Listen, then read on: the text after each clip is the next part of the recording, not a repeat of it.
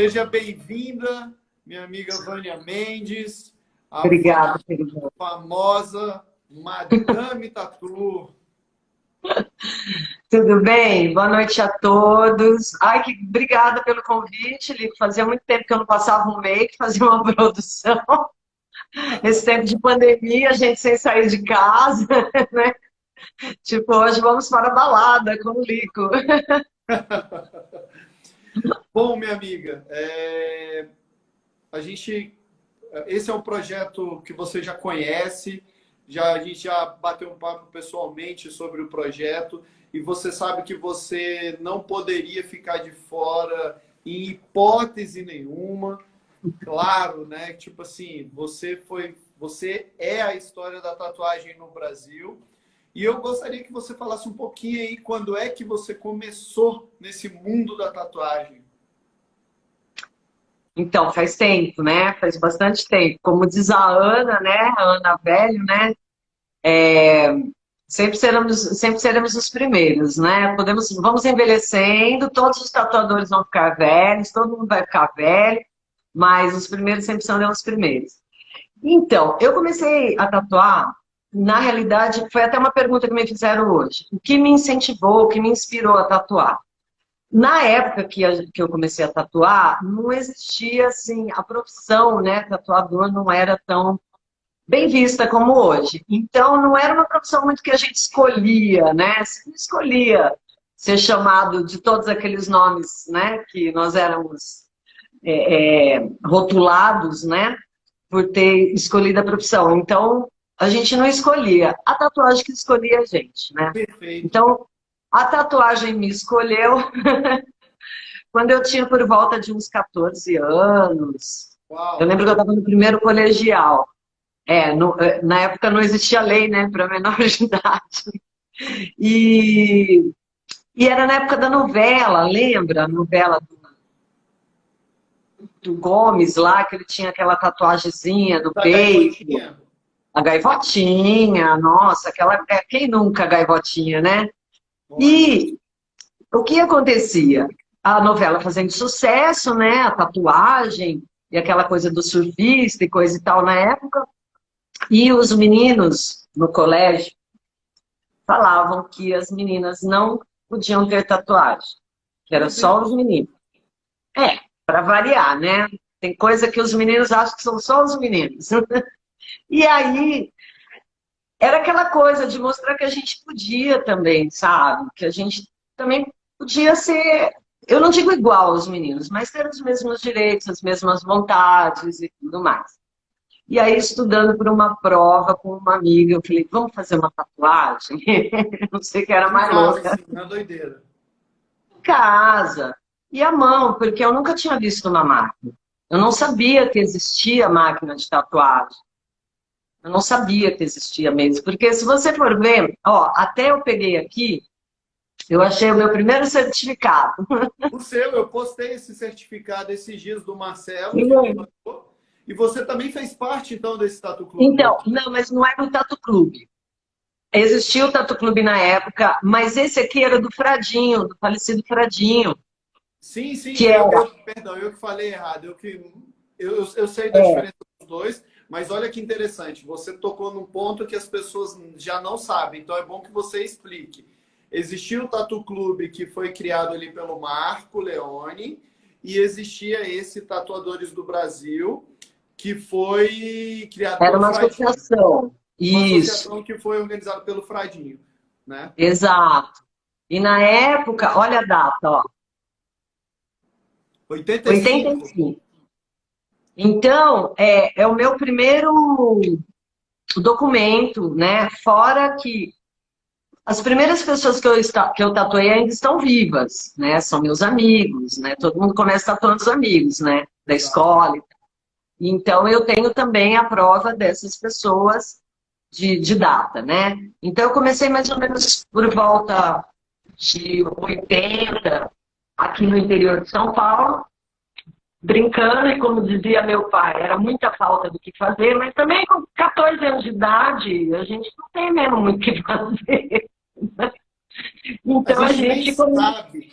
a gente nem coloca a tatuagem como profissão, a gente só tatua, né? Só tatua, exatamente. E tinha um outro conceito, né, Lito? O conceito era de rebeldia, era de que não éramos de acordo com tantas coisas. Mas assim, você como arte educador, a gente que gosta de estudar, né, Lito? A gente vive conversando sobre É o isso. chato sobre a gente que é o chato da turma. Os chatos da turma, eu ia falar isso. Nos anos 80, as profissões ditas alternativas que começaram a despontar, né? O caso dos tatuadores, os DJs também. Os DJs foi mais nos anos 90, mas o surf, o skate e várias outras profissões que eram mais alternativas, nos anos 80 começam a se consolidar um pouco mais, né? Então, a gente não escolhia mesmo como profissão, mas nessa época a coisa já começou a ficar bem mais séria, bem mais profissional, bem mais responsável, né? Então, eu acho que a gente pegou uma época legal, porque a gente ainda curtiu a coisa de simplesmente fazer uma tatuagem, né? E nós fomos fazendo essa transformação para que hoje as pessoas tenham essa profissão de Perfeito, tatuador. E não somos poucos hoje, né, Li? perfeito, Somos perfeito. muitos. Nos anos 80 ainda conseguia se ter uma ideia de quantidade, né? Como na época que o Tony Marx fez o livro, ainda dava para contar um tanto de tatuadores que a gente tinha. Mas depois dos anos 90 já ficou uma loucura, né? 95, quando surgiu a Metalhead Tattoo, porque já existia a Metalhead, tinha uma páginazinha ou outra que fazia tatu, como a revista Bis antigamente fazia, mas É, quando saiu 95, aquela primeira Metalhead, eu acredito que foi o grande boom ali, né? foi Que em as pessoas... 95? 95, com a capa da Siang, que é Aham, a sim. vocalista do Eu fiz uma Pulse, matéria com eles e depois saiu aquela outra revista, Arte, Tatuagem e Comportamento. a Arte e Comportamento logo depois, exatamente, Foi assim. depois. Eu fiz uma capa dessa revista. Eu fui a primeira tatuadora a sair numa capa de revista de tatuagem aqui no Brasil. Olha que legal. A Porque Ana antes Velho, disso, a Ana Velho, ela, toda a conversa que eu tive com ela fala que ela não passou muito ela não sentia um choque, um conflito entre homens e mulheres. Homens e mulheres para ela, tipo assim, eram todos colegas, todos amigos, todos muito unidos. Você, por estar em São Paulo, uma outra conexão. Você sentiu algum tipo de preconceito entre homens e mulheres, tatuadores homens e você chegando no mercado? Porque você é pioneira. Então você ajudou a chutar a porta que o pessoal sim, abriu. o que eu sentia na época era bem que éramos todos amigos mesmo e Isso que não tinha muita diferença, não. No começo eu não sentia. Mas depois eu comecei a sentir dos próprios clientes. Quando eu entrava no estúdio da Madame Tatu e perguntava, cadê o tatuador? Entende? Então, assim, agora eu senti um preconceito com relação ao público, né? Os homens não gostavam muito de tatuar com mulheres. E eu acho que até hoje, sabe, Lico, ainda tem umas coisas assim. Alguns homens, e é o que você fala. Eu acho que é muito regional também, né? Eu sinto a diferença do interior de São Paulo, da capital. Perfeito, perfeita conexão, perfeita conexão. É muito regional. E eu senti o meu primeiro choque cultural, que foi em 90, quando eu fui para a Itália trabalhar com Marco Gatto, e que também tinham poucas mulheres na época. Então, eram dois extremos, sabe? Ou era aquela coisa pejorativa, ai, mulher tatuando, X. Ou era aquela coisa da fantasia, né?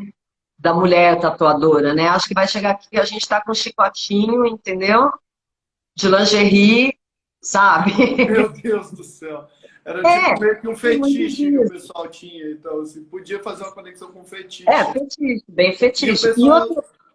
aqui no Brasil o pessoal nem parava para conhecer, por exemplo, a tatuadora que era já famosa lá nos Estados Unidos, como a Kelly Bárbara, que estava começando na mesma época ali. Caribarba, Né? seus animaizinhos. Você sabe que eu tenho ela no meu Instagram e às vezes eu mando um oi para ela, porque E ela responde, viu? ela responde, né? Ela é Responde, é simpaticíssima, ela é ótimo. simpaticíssima.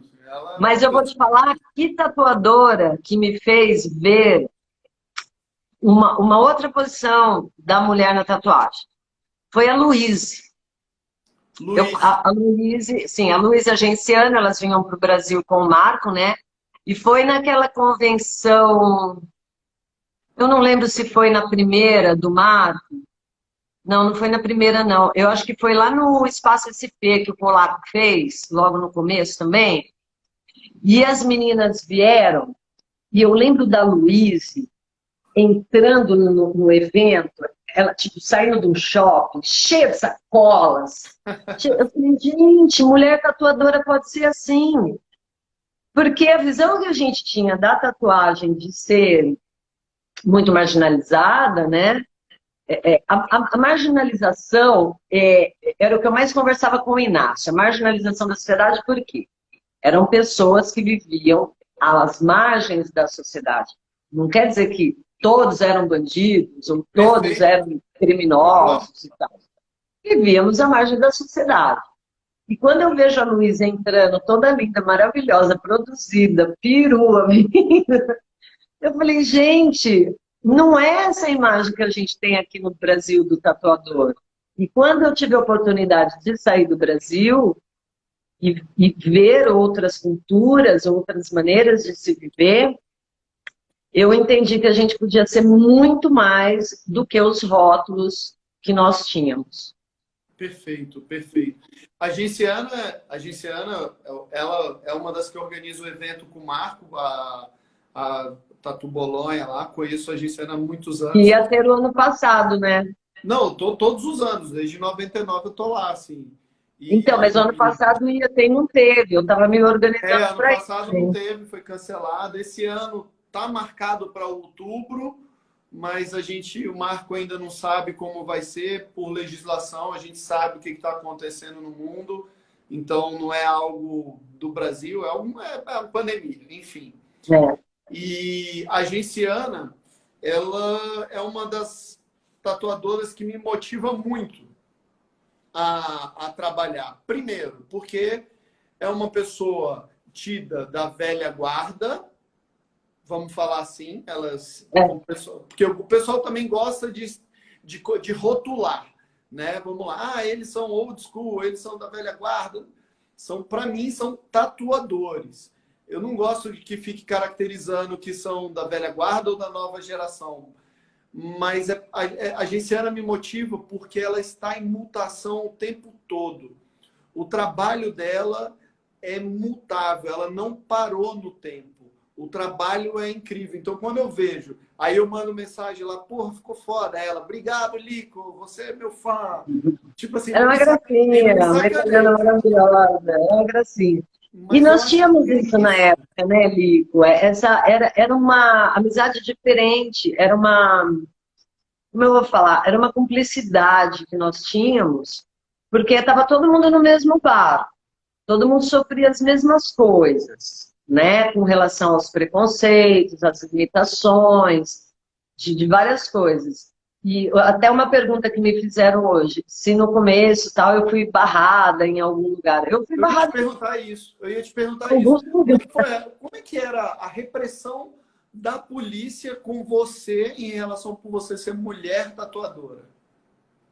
Bom, da polícia, aqui na minha cidade, assim, ainda bem que eu sou uma cidade pequena, eu sou conhecida, minha família é conhecida, entendeu? Então, muda um pouco o contexto, mas eu via algumas vezes polícia indo no meu estúdio para dar uma olhadinha, ver como estava, entende?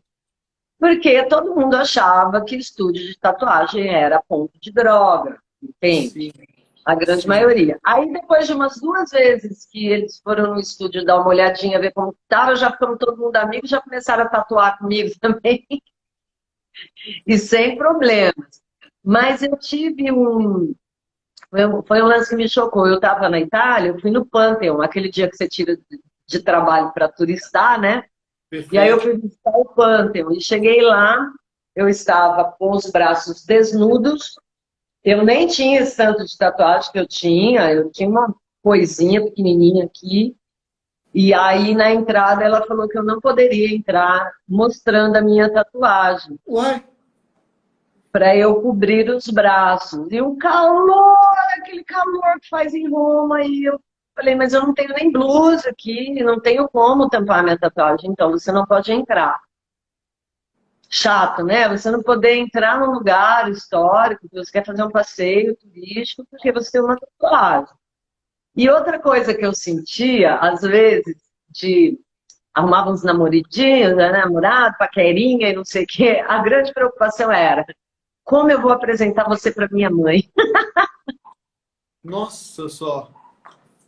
Eu ouvi isso, não foi uma nem duas vezes. Como eu vou apresentar uma mulher toda tatuada para minha mãe? Então, assim, nada que tenha sido traumático, como aconteceu com a Ana, ou o fato de querer parar de tatuar por causa disso, não. Mas eu, aconteceram alguns fatos alguns anos atrás que me deram uma desanimada, que eu falei, eu não quero mais. Foi quando começaram os eventos, as convenções, e eu fazendo as convenções com o Inácio e tal. E eu comecei a perceber a disputa que estava entre os tatuadores mais novos, uma coisa de ego muito forte. E aí eu falei, gente, eu tô achando que isso não é mais para mim. E Nossa, aí eu eu quis caí, parar.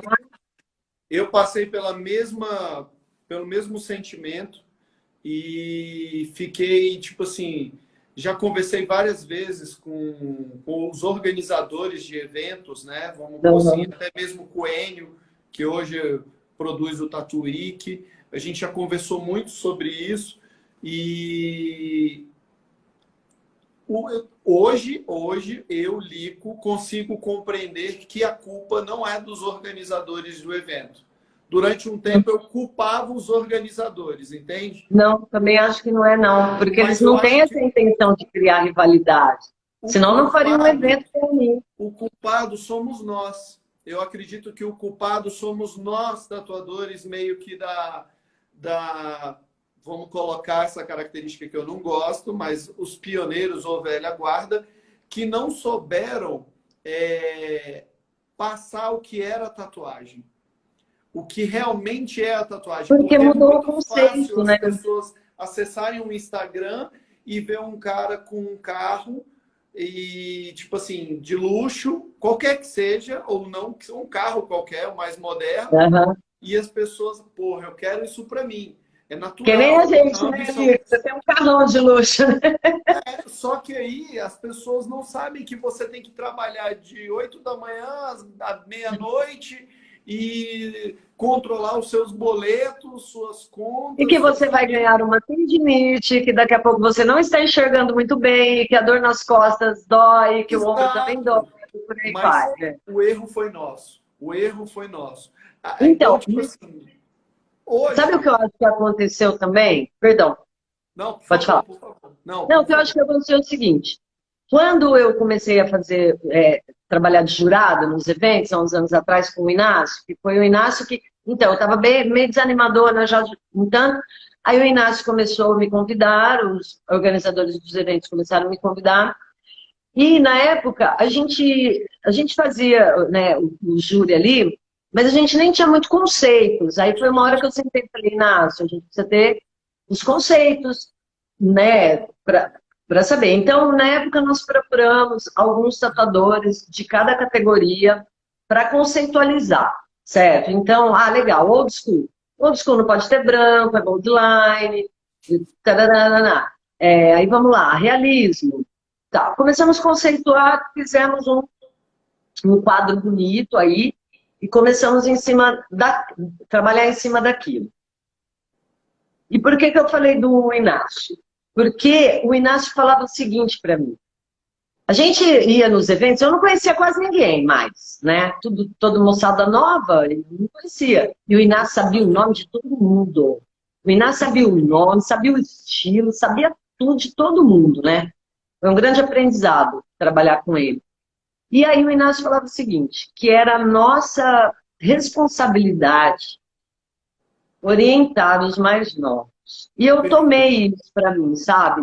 Por uns 5 anos, junto com o Inácio, eu falei, legal, Inácio, então se é nossa responsabilidade, é o nosso papel, vamos em frente, vamos fazer. E por uns 5 anos eu fiquei nessa, até a coisa me sufocar demais, e eu resolvi ir para uma aldeia indígena lá na Bahia, né? Mais ou menos isso. Fugir, fui lá com os originários. E eu vejo isso, que a gente tem essa responsabilidade. E eu percebo a diferença da moçada nova, que se orienta pelos mais velhos. Assim, eu tenho amigas mais novas, né? Que sempre estão me pedindo uma orientação, uma informação, e eu também para elas. É uma troca, é uma troca. É uma troca, exatamente. Então, eu tenho grandes amigas da nova geração que eu percebo que elas têm muita confiança em mim, de vir se orientar, e eu percebo que elas deslancham mais rápido. Entende? Talvez por ter essa garantia de que a orientação que ela está recebendo é segura, de saber que tem uma pessoa mais velha, mais experiente aqui atrás, que se qualquer coisa der errado, vai ligar para a gente e rapidinho a gente vai ajudar a achar a solução. Entende? Então eu percebo que as pessoas, a moçada mais jovem, que gruda nos mais velhos, eles têm outro conceito e realmente deslancham mais. Os meus alunos, que eu não vou nem chamar de alunos, vou chamar de discípulos mesmo, né? Pois é. Então, eu acredito que quando eu ministro uma aula, eu quero que meu aluno me supere. Quando eu ensino para ele a fazer uma linha, e ele faz uma linha 10 vezes mais sólida, ou uma sombra 10 vezes mais suave, eu em nenhum momento vou pensar que ele é meu concorrente, e sim que aquele plano de aula foi funcional. E aí eu começo a usar aquele aluno como o meu professor. Porque exatamente. ele carrega uma nova fórmula de ver, uma nova mania, uma nova maneira de se trabalhar. Eu carrego 100 anos de origem, de mestres atrás. Eu carrego técnicas de todos os mestres que passaram por mim. E ele, até o momento, por ele ser dessa nova geração muito fechada, ele até o momento só me conhece. E quando eu consigo colocar na cabeça dele que o mundo é muito maior, que ele tem um leque muito maior e ele traz essa informação, aí é fabuloso, aí é perfeito. Aí é perfeito. É muito gostoso isso, né? A gente vê... eu tenho 2 alunos que eu tenho assim, muito orgulho. Uma é a Gabriela, ela é de São Paulo. Esqueci o sobrenome dela, acho que é Sabatini. Gabriela, não, Sabatini é a jogadora lá. A Gabriela, assim, aquela menina que ela era designer e tal, queria mudar de vida, não estava feliz e tal. Ficou comigo lá umas 3 semanas, na época eu estava ainda no Dona Tinta, ela ficou lá comigo aprendendo. E hoje, esses tempos atrás aí que eu encontrei Gabriela novamente, trabalhos maravilhosos, autorais, muitos seguidores, já tem uma família, já tem filho. Então, realmente, quando a gente vê que realmente muda a vida da pessoa, é ótimo. E outro é o Cacau, o Horihama.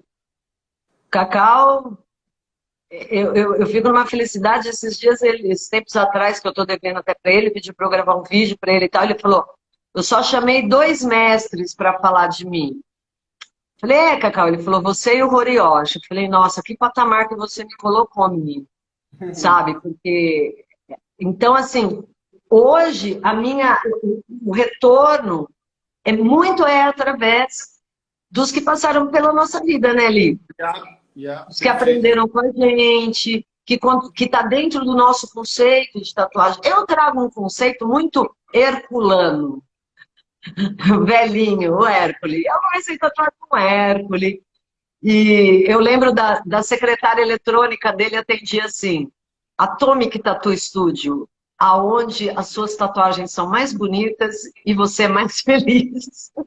Eu vou mandar uma mensagem pro Hércules amanhã para falar sobre isso. Que o Hércules é muito meu Então, amigo. assim, eu tive um mestre que eu considero muito Hércules meu mestre.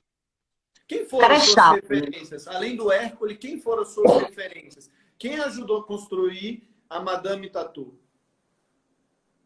Muito Hércules, o Fradinho antes, porque o Hércules também começou com o Fradinho. Eu já trabalhava no estúdio do Fradinho, eu trabalhava, ficava lá ciscando.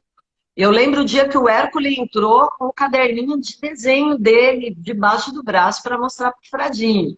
Aí o Fradinho mandou ele pintar bastante folha de desenho para colocar na parede, não era isso que ele Sim, tinha que aquelas fazer. folhas da Nádia.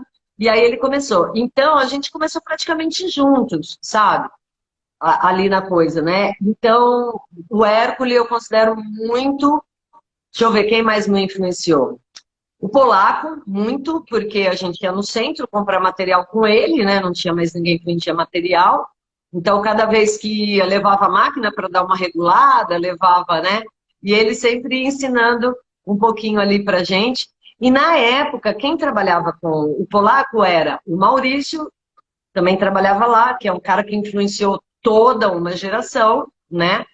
Ai, gente, eu tenho o trabalho do Maurício, aqui, ó, tá? Ah, tem vários. Influenciou é, toda uma geração e todos os nossos amigos, que cada um vinha com uma novidade. Eu lembro num evento que o Zé Linares chegou para mim e falou assim: descobri como faz pegar o branco, para o branco pegar na pele.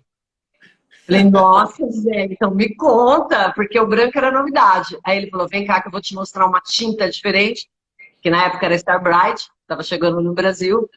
E aí ele me mostra, ele fala: olha, você aplica com agulha de 3 que vai pegar. Não faz com a de 5, faz com a de 3.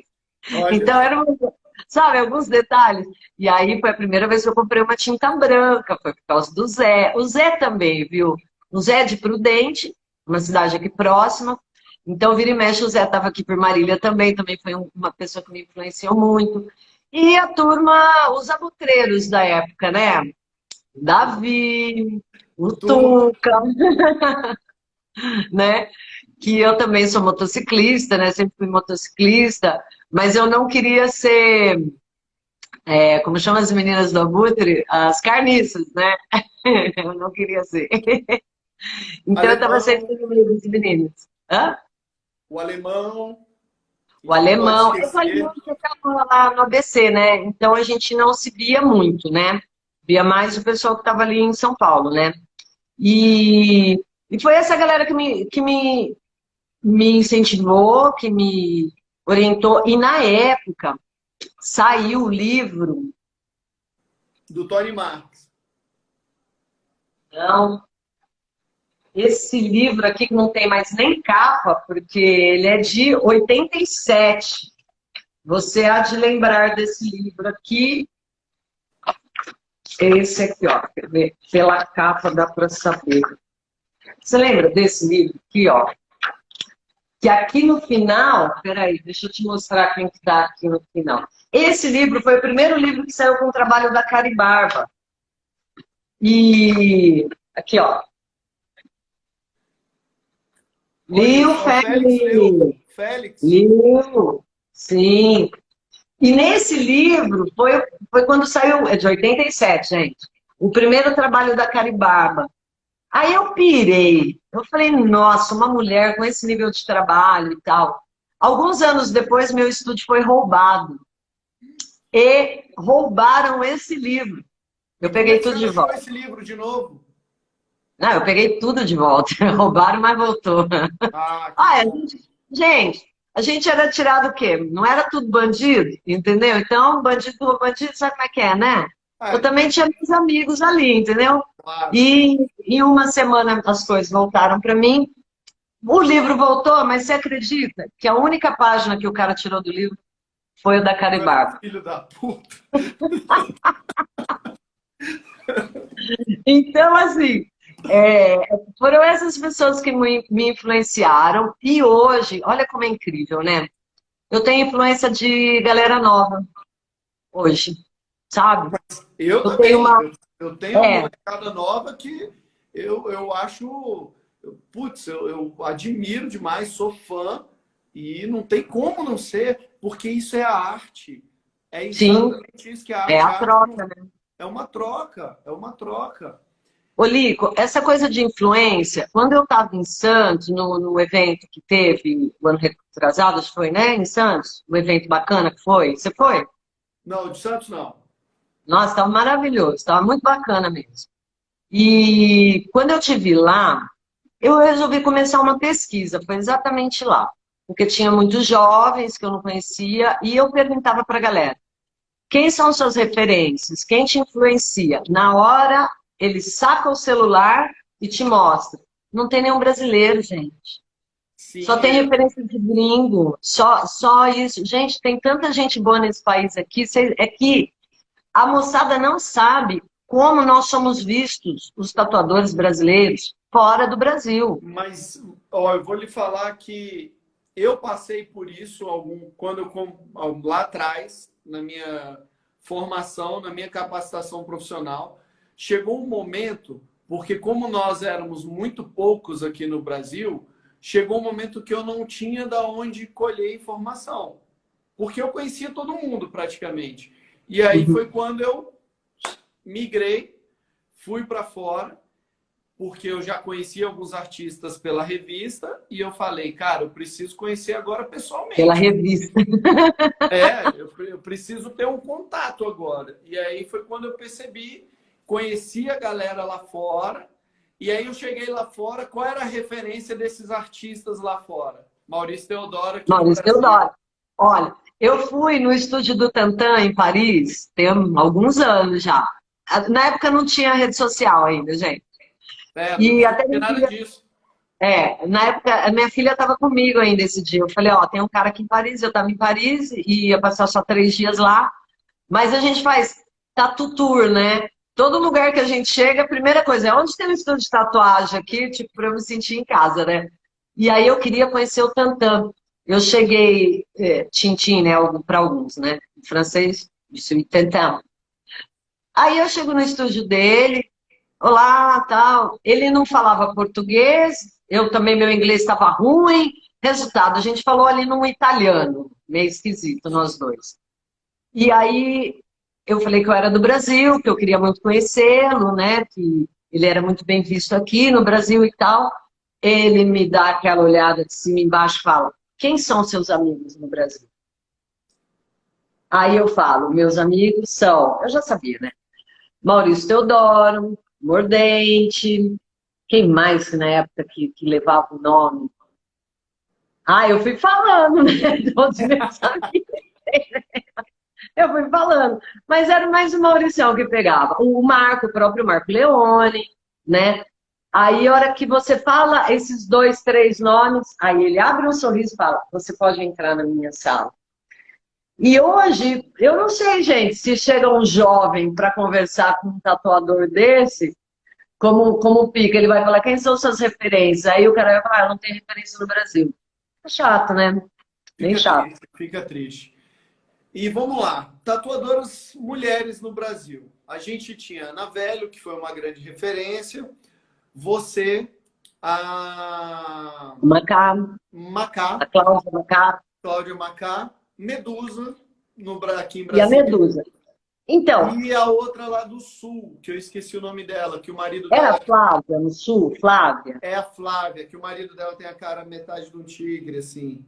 Eu acho que. Aí fala em tatuagem de rosto, eu lembro do Ronald. Gente, alguém sabe do Ronald? O Verde, pô, a última vez que eu soube do Verde, ele estava morando em São Paulo ainda e cozinheiro, era chefe de cozinha. É. É. Nossa, ele era uma aberração pra época, né? Porque, meu, o cara tinha o rosto todo tatuado, né? Ninguém. Lembra do O Ronald? Marco o convenceu de tatuar o Então, rosto todo. você perguntou quem era? E como era o seu acesso com essas mulheres? Vocês eram mais Ah, amigas? sim. Por exemplo, a Ana, eu sabia que ela existia, né? Mas como a gente não tinha internet, gente, não tinha nem como chegar muito próximo das pessoas, né? Então eu sabia que a Ana existia, inclusive quando o Tony, eu vi que o Tony está aí, vou dar beijo para ele. Inclusive quando o Tony começou as pesquisas dele para o livro, que ele me liga e a gente conversava e tal, e eu falava, eu lembro de ter falado, Tony, eu sei que tem uma tatuadora no Rio que é a Ana, mas não sabia nem, não tinha nem ideia. Eu só vinha conhecer a Ana pessoalmente no primeiro Tattoo Week do Rio de Janeiro, que ela foi homenageada. Sim. É, e eu já tiete, já corri, colei para tirar foto com ela, tem foto com a Ana. Agora a gente se fala por rede social, tal, eu acompanho o trabalho dela aí de reciclagem, muito bacana. A Medusa, que é daí de Brasília, né?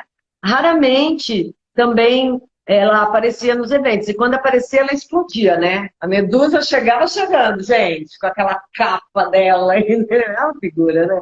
Porque a Medusa foi uma que levantou bandeira mesmo contra o machismo. Até hoje, A né? Medusa bateu de frente com muita gente daí de São Paulo, porque ela não aceitava esse lado de separação, de segregação entre homens e mulheres. Então. A Medusa foi muito importante, assim, como bandeira, né, da tatuagem feminina, assim, aí para Foi ele. mesmo. Por isso que é a pergunta, assim.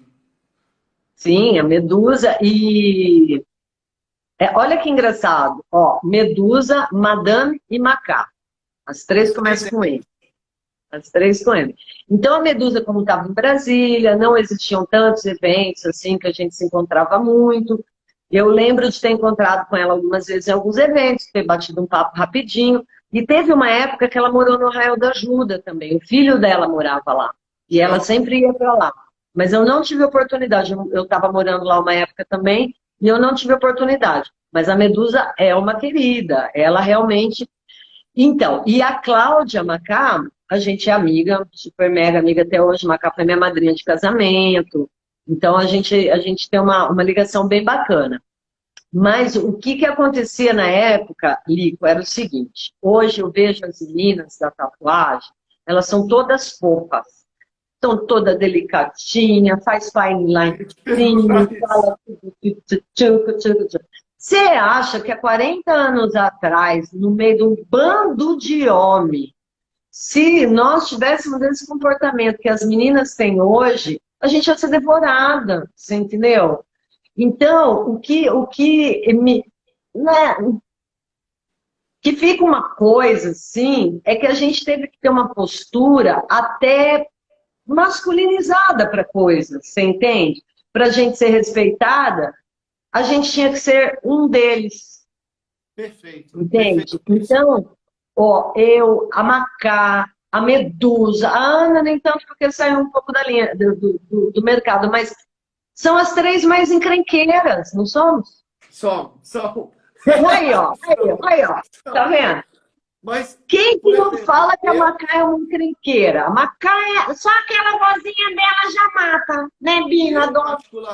eu particularmente, eu ficava só no camarote lá, vendo, observando. Nunca tive problema, mas eu lembro das confusões, eu achava isso incrível, assim.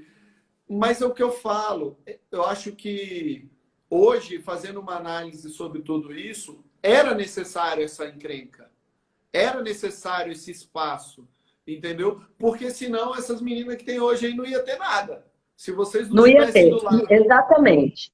se vocês não tivessem ido lá, dado a cara a tapa e enfrentado mesmo, qual o espaço que teria hoje? Qual o espaço Então, que teria hoje? hoje eu percebo uma coisa, sabe? Que a mulher que não é tratada com essa sutileza, sabe, da feminilidade, entende?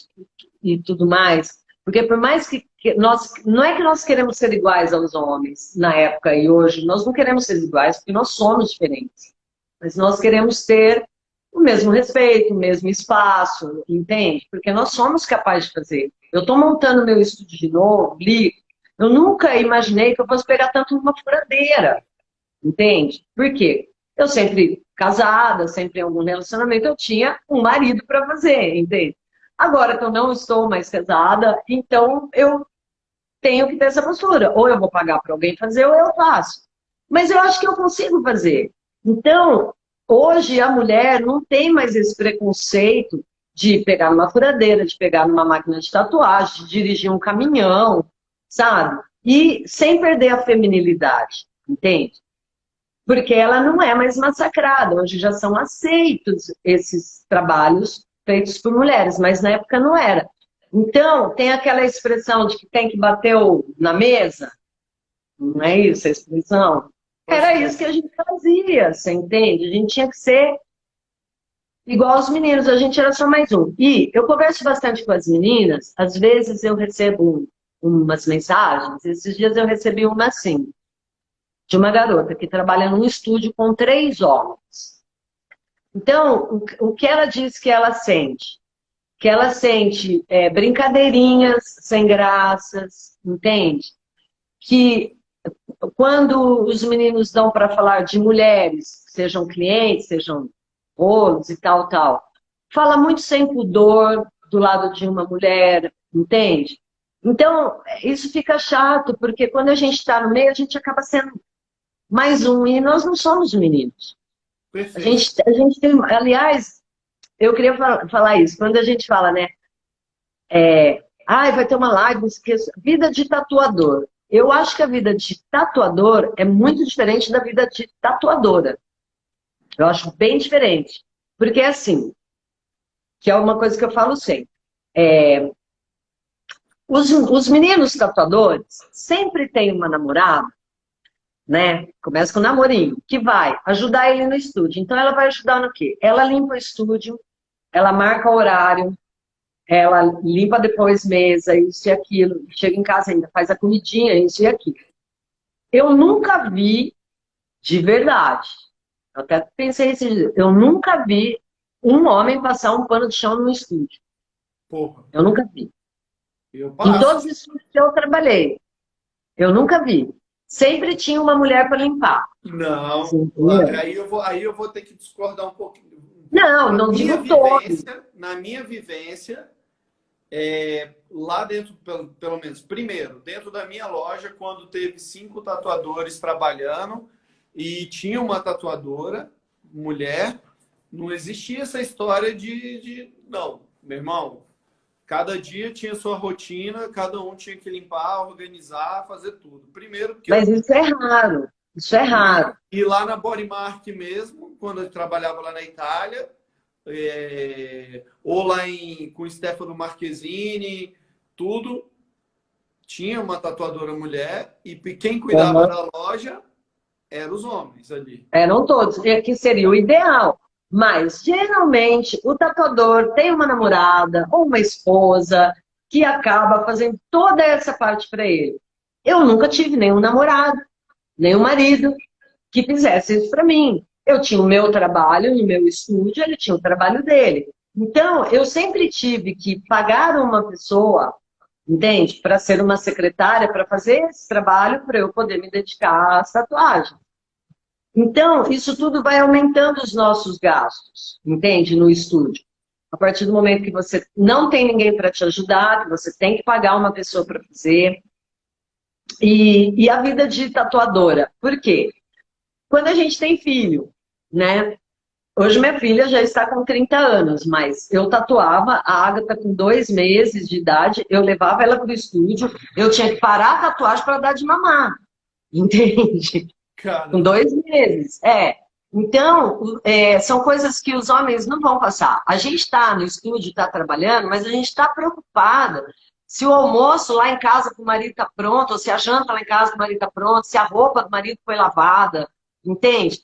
Então, assim, eu acho que a vida de tatuadora é muito diferente do tatuador, quando a gente tem família. Quando a Perfeito. gente está solteira, sem filho, como hoje eu acompanho várias meninas, nossa, era a vida que eu queria ter. Entende? Liberdade e tal. Tem uma amiga tatuadora, Raquel Fursim, deve estar aí assistindo também, que eu acho assim, é uma pessoa que eu acho que é a tatuadora, sabe? Assim, super responsável, trabalha em 2 cidades, trabalha o tempo todo, é super focada. Por que a Raquel consegue? E tantos conseguem que moram com a família, né? Que aí também, Lipe, é aquele degrau que a gente tem da galera mais nova, que é por que que o cara consegue cobrar R$ 200 numa tatuagem que para mim vai sair a 500? Deixa eu ver. Por que que consegue? A pessoa mora com a família, não paga um aluguel, certo? Tem em casa, tem comida na mesa, tem a mãe para lavar a roupinha e tudo. Qual é a preocupação dele? É ganhar dinheiro pro rolê no final de semana. Eu chamo dos tatuador traficante. A vida toda eu chamo de tatuador traficante, aquele que vive momentaneamente com aquilo, né? Ele não tem um planejamento, ele não tem uma estrutura para ele manter. Então, tipo assim, Isso. quando a gente entra, por exemplo, numa pandemia, o conflito é gigantesco, porque você tem uma estrutura. Por mais que você tenha uma companheira que divida tudo isso com você, mas o grau de responsabilidade, ou um O buraco companheiro, é grande. ou um companheiro, vice-versa, né? A pessoa que tem o senso de responsabilidade com a família, ele vai querer dar seus pulos de qualquer maneira, né? Porque ele Exatamente. sabe da carga. Para quem não tem, cara, as coisas são fáceis, são mais fáceis mesmo, não tem como. Sim, então como que o cara consegue cobrar, vamos pôr, 200, uma que a gente não consegue fazer por menos de 500? Por quê? Porque ele não tem um terço dos gastos que a gente tem. Bem isso. Entende? Então é muito mais fácil. E outra coisa que eu percebo na galera jovem é o seguinte: tem muitos jovens dando os cursos online, né? Essa coisa que estourou de curso online. Eu só tô vendo sair tatuador de pele artificial, porque eles não estão aprendendo a tatuar na pele, eles estão aprendendo a tatuar pele artificial. E que eu acho que isso também tem um prazo, né? Por exemplo, fez ali e tal, vai para a pele. Você vai ficar eternamente tatuando pele artificial? Eu já conversei muito sobre isso. A gente já conversou muito sobre isso. Eu, Timba, outros tatuadores, a gente já conversou demais a respeito disso. Porque, por exemplo, o meu objetivo aqui com o projeto, o nome chama Vida de Tatuador, porque eu sou tatuador. E eu coloquei tatuador não no lado Masculino. feminino ou masculino. Não quis Sim. colocar isso. São tatuador, em geral. Sim. Qual o objetivo? Que essa molecada possa conhecer um pouco, pelo menos, da raiz da tatuagem. Para que quando ela, eu sei que todos querem aprender técnica. Eu sei que técnica é vamos pôr assim, 50% para pagar suas contas. Mas se você não souber história, vivência, se você não souber da onde você vem, quem foi sua matriarca, seu patriarca da história da tatuagem, não adiantou nada, porque você só está fazendo. Aí entra. Fica sem pilar.